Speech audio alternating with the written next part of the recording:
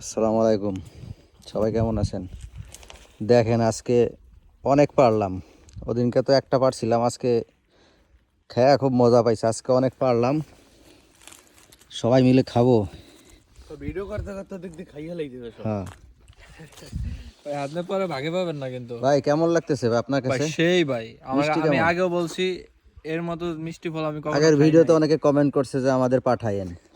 কি পাঠাবে ইয়ে হ্যাঁ, আনতাছে খালি ইয়ে পাঠাবে কেমনে? আপনার কাছে কেমন লাগছে বড় ভাই?